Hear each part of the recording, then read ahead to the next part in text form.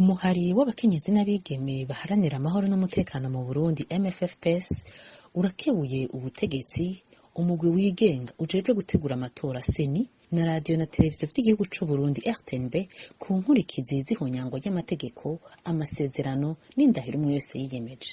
Kuva ejo RTNB iradiyo na televiziyo y'igihugu irikishikiriza ivyavuye mu matora yabaye kuwa 20 Rusama igihugu cari kirindiriye gushikirizwa na seni kuwa 26.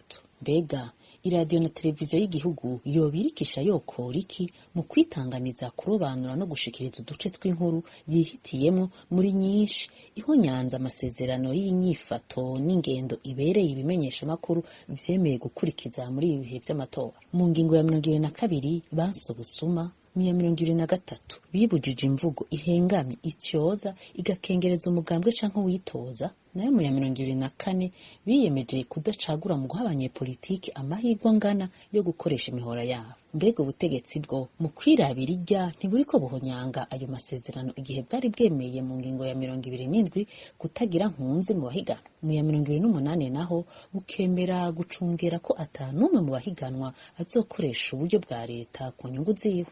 Mbega twosigura gute agacerere k'umugwi wigenga ujejwe gutegura amatora seni iryo tangazwa ririko rigirwa mw'izina ryayo riciye kubiri n'amategeko ayigenga na yandahiro abayigize barahiye imbere y'igihugu bemera ko bagiye gutunganya amatora mu bwigenge mu kudahengama bashingiye ku mutima ntangere wo gukunda igihugu. None leta na seni binumiye bakemera ko iradiyo na televiziyo y'igihugu ishikiriza ivyo yishakiye ku nkuru z'inkoramutima nk'ivyavuye mu matora y'abanyagihugu, bazokwemanga ingaruka ziteye ubwoba ziriko zirasomborozwa n'iyo ngendo mu gihugu.